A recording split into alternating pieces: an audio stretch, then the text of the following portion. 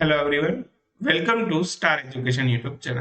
Star education YouTube ચેનલમાં આપ સૌનું ખૂબ ખૂબ સ્વાગત છે. આજનો જે વિડીયો છે એમાં આપણે ચર્ચા કરશું 18મી ફેબ્રુઆરીના તમામ મહત્વના કરંટ અફેર.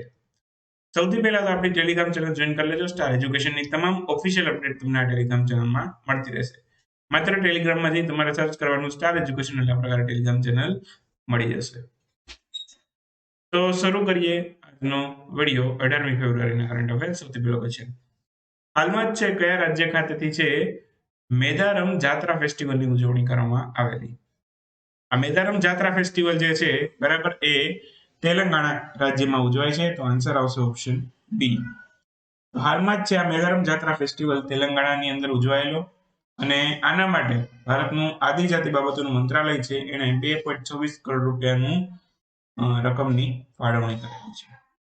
આ ફેસ્ટિવલ છે 16 થી 19 ફેબ્રુઆરી દરમિયાન ઉજવવાનો છે. એટલે હાલમાં આ ફેસ્ટિવલ છે રનિંગ છે, ચાલુ છે.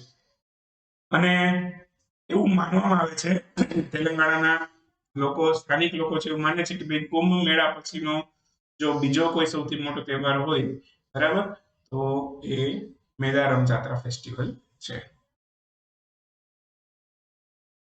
હાલમાં જ છે કોમ્બેરોઇડ પેલાજિયસ એક માછલીની નવી પ્રજાતિ છે, કયા રાજ્યમાંથી મળી આવી છે? કોમ્બેરોઇડ પેલાજિયસ એ કેરળમાંથી મળી આવી છે, માછલીની નવી પ્રજાતિ છે. તો ઓપ્શન એ અહીંયા આપણો આન્સર થશે. હાલમાં જ છે કોમ્બેરોઇડ પેલાજિયસ નામની માછલીની નવી પ્રજાતિ કેરળમાંથી મળી આવી. અચ્છા, આ જે માછલી છે એને શોધી કોણે?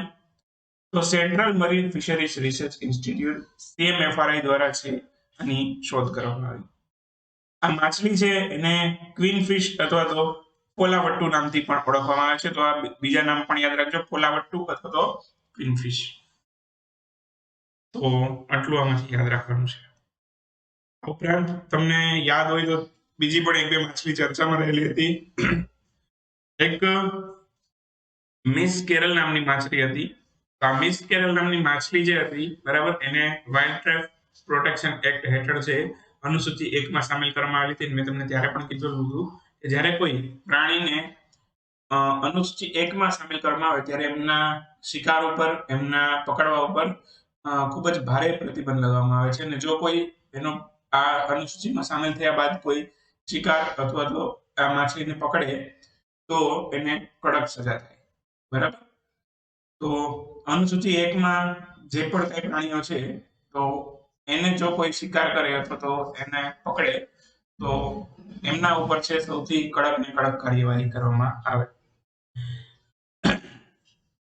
બીજું, આ જે માછલી છે એને ડેનિસોન બાર્બ નામથી પણ ઓળખવામાં આવે છે અને આનું સાયન્ટિફિક નામ પણ છે સહ્યાદ્રી ડેનિસોની. તો આ બે નામ પણ સાથે સાથે યાદ રાખજો. ઉપરાંત નાગાલેન્ડમાંથી કેટફિશની નવી પ્રજાતિ મળેલી હતી. એનું નામ, એ જે માછલી છે એનું નામ છે સ્યુડો લાગુવિયા વેસ્પા. તો આ માછલીનું નામ પણ યાદ રાખજો. નાગાલેન્ડના મોકોંગચુક જિલ્લામાંથી આ માછલીની નવી પ્રજાતિ મળેલી.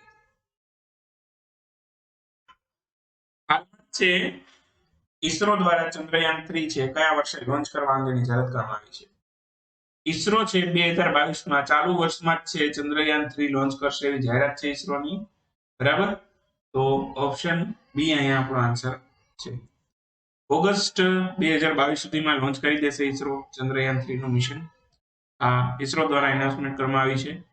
અને બાકી ચંદ્રયાન 3 ની વાત આવી છે, થોડુંક ચંદ્રયાન 2 ની પણ આપણે વાત કરી લઈએ. ચંદ્રયાન 2 છે એનું જે રોવર હતું બરાબર એનું લેન્ડિંગ કરવામાં આપણને નિષ્ફળતા મળેલી હતી, પણ આખું મિશન ફેલ નહોતું ગયું. ચંદ્રયાન 2 નું જે ઓર્બિટર હતું એ સફળતાપૂર્વક પરિક્રમા કરી રહ્યું છે. હાલમાં પણ આ પરિક્રમા ચાલુ જ છે. બરાબર? તો ઓર્બિટર છે આપણે સક્સેસફુલી ચંદ્રની પરિક્રમામાં ઉતારી દીધેલું હતું, પણ જે આપણું રોવર છે એનું આપણે લેન્ડિંગ ના કરાવી શકીએ. બરાબર? તો આ ચંદ્રયાન 2 હતું એના માટે આપણે જે રોકેટ યુઝ કરેલું હતું એ કયું હતું? રોકેટ હતું GSLV Mk3. બરાબર? તો આ રોકેટને બાહુબલી નામથી પણ ઓળખવામાં આવે છે, GSLV Mk3 ને. અને બાકી આ GSLV નું પૂરું નામ શું છે? જીઓસિન્ક્રોનસ લોન્ચ વ્હીકલ, એનું પૂરું નામ છે. બાકી ક્વેશ્ચન એવો પૂછે કે આમાં રોવરનું નામ શું હતું? રોવરનું નામ હતું પ્રજ્ઞાન અને લેન્ડરનું નામ હતું વિક્રમ. બરાબર? રોવરનું નામ પ્રજ્ઞાન અને લેન્ડરનું નામ હતું વિક્રમ. અને બાકી ઈસરોના હાલમાં નવા અધ્યક્ષ પણ બનેલા છે. એસ સોમનાથ એ ઈસરોના નવા અધ્યક્ષ છે. હાલમાં જ છે એક સેટેલાઇટ પણ ઈસરોએ લોન્ચ કરેલો છે EOS-4 નામનો. તો આ EOS એટલે કે અર્થ ઓબ્ઝર્વેશન સેટેલાઇટ. અને આ સેટેલાઇટ છે બરાબર, એને બીજું પણ એક નામથી ઓળખીએ છીએ આપણે. આ નામ પણ યાદ રાખજો, RISAT-1A. RISAT-1A કે અથવા તો EOS-4 કે. તો બંને સેમ સેટેલાઇટ છે, એક જ નામના. બરાબર. હાલમાં જ છે ભારતનો બીજો સૌથી ઊંચો રાષ્ટ્રધ્વજ છે કયા રાજ્ય ખાતે ફરકવામાં આવેલો? ભારતનો બીજો સૌથી ઊંચો રાષ્ટ્રધ્વજ છે એ અરુણાચલ પ્રદેશ ખાતે ફરકવામાં આવેલો. તો ઓપ્શન બી અહીંયા આપણો આન્સર થશે. અરુણાચલ પ્રદેશ ખાતે છે ભારતનો બીજો સૌથી ઊંચો રાષ્ટ્રધ્વજ છે ફરકાવવામાં આવેલો. અને આની ઊંચાઈ છે 104 ફૂટ. બરાબર. તો સૌથી પહેલો ક્યાં છે? સૌથી પહેલો કર્ણાટકના બેલગાવી ખાતે આવેલો છે. એની ઊંચાઈ છે 361 ફૂટ. અને આ બીજો સૌથી ઊંચો છે બરાબર, અરુણાચલ પ્રદેશ ખાતે 104 ફૂટની ઊંચાઈ છે. બરાબર. અને અરુણાચલ પ્રદેશ ખાતે હાલમાં જ છે કેસરે હિન્દ નામનું એક પતંગિયું છે. આ પતંગિયાને સ્ટેટ બટરફ્લાયનો દરજ્જો આપેલો હતો અરુણાચલ પ્રદેશે. આ ઉપરાંત કર્ણાટકની પણ વાત કરું તો ત્યાં એક ડેટકો છે, એને રાજ્યનો સ્ટેટ ફ્રોગ જાહેર કરેલો હતો. એનું નામ છે માલાબાર ટ્રી રોડ. તો એ પણ આપણે યાદ રાખશું. હાલમાં જ છે ભારતે પોતાની 1000મી વનડે કયા દેશ વિરુદ્ધ રમી? તો 1000મી વનડે છે વેસ્ટ ઇન્ડિઝ વિરુદ્ધ ભારતે રમેલી. તો ઓપ્શન બી અહીંયા આપણો આન્સર થશે. હાલમાં જ 1000મી વનડે આપણે વેસ્ટ ઇન્ડિઝ વિરુદ્ધ રમેલી. અને આ ક્યાં રમેલી ખબર છે? ગુજરાતના નરેન્દ્ર મોદી સ્ટેડિયમ ખાતે. અને બાકી અત્યાર સુધીમાં આપણે 999 વનડે મેચ રમી છે. એમાંથી 518 મેચ આપણે જીતેલી છે અને 431 મેચ આપણે હારેલી છે 999 મેચ. અને બાકી જે મેચ બચી એનું શું થયું? તો 9 મેચ તો ડ્રો થઈ, ટ્રાય થઈ. અને 41 મેચો એવી છે કે જે મોસમના કારણે રદ થઈ, ખરાબ મોસમના કારણે. તો એટલી માહિતી આમાંથી આપણે યાદ રાખીશું. એના પછી જે તાજેતરમાં ભારતે અત્યાર સુધીમાં અંડર-19 વર્લ્ડ કપ છે એ કેટલામી વખત એનું ટાઇટલ જીતે? તો અત્યાર સુધીમાં ભારતે 5મી વખત એનું ટાઇટલ જીતેલું. તો ઓપ્શન ડી અહીંયા આપણો આન્સર થશે. તો ફેબ્રુઆરી 2022 દરમિયાન છે અંડર-19 ક્રિકેટ વર્લ્ડ કપ છે એનું ટાઇટલ આપણા દેશ ભારતે જીતેલું. અત્યાર સુધીમાં 5મી વખત આ ટુર્નામેન્ટનું ટાઇટલ જીતેલું. ફાઇનલમાં કોને હરાવેલું? ફાઇનલમાં હરાવેલું ઇંગ્લેન્ડને. 4 વિકેટથી ઇંગ્લેન્ડને આપણે પરાજય આપેલો. અને આ જે ટુર્નામેન્ટ છે એની ફાઇનલ ક્યાં રમાઈ હતી? ટુર્નામેન્ટની ફાઇનલ રમાઈ હતી સર વિલિયમ રિચાર્ડ સ્ટેડિયમ ખાતે.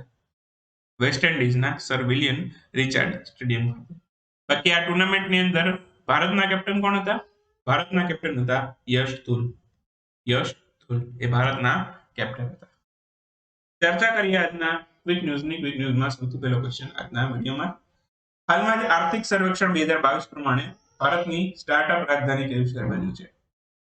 તો આર્થિક સર્વેક્ષણ 2022 ની 22 નું તો બાકી છે. તો આર્થિક સર્વેક્ષણ 2021 પ્રમાણે છે દિલ્હી છે ભારતની સ્ટાર્ટઅપ રાજધાની બન્યું છે. બરાબર. અને અગાઉ કયું હતું? અગાઉ હતું બેંગ્લોર. તો છેલ્લા 2.5 વર્ષની અંદર છે દિલ્હીની અંદર છે આશરે 5000 નવા સ્ટાર્ટઅપ આવેલા. અને કમ્પેરિઝન કરીએ બેંગ્લોર સાથે તો બેંગ્લોરમાં 45 આસપાસ છે નવા સ્ટાર્ટઅપ આવેલા. તો આર્થિક સર્વેક્ષણ 2021 એવું કીધું કે ભાઈ હવે ભારતની સ્ટાર્ટઅપ રાજધાની બેંગ્લોર નથી, હવે છે દિલ્હી. તાજેતરમાં કયા રાજ્ય ખાતે છે ત્યોર્ગ ફેસ્ટિવલની ઉજવણી કરવામાં આવેલી? ત્યોર્ગ ફેસ્ટિવલ પણ અરુણાચલ પ્રદેશમાં ઉજવાય છે. આન્સર આવશે અરુણાચલ પ્રદેશ. હાલમાં જ છે યુજીસીના નવા અધ્યક્ષ કોણ બન્યું છે? યુજીસીના નવા અધ્યક્ષ બન્યા છે એમ જગદીશ કુમાર.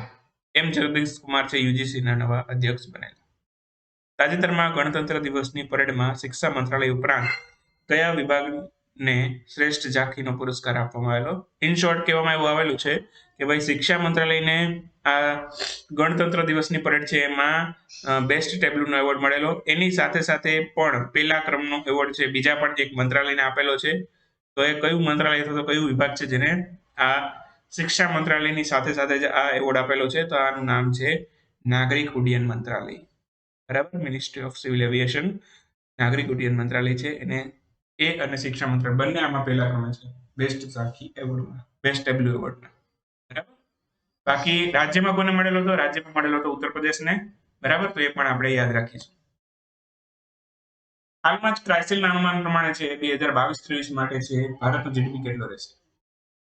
ભારતનો જીડીપી રહેશે 7.8%. બરાબર, આવું ક્રાઇસિલનું અનુમાન છે. બાકી ભારતનું જે આર્થિક સર્વેક્ષણ છે એ શું કહે છે? એ કહે છે કે ભાઈ ભારતનું જીડીપી 8 થી 8.5%ની વચ્ચે રહેશે. બરાબર, અને ક્રાઇસિલ એવું કહે છે કે ભાઈ 7.8% રહેશે.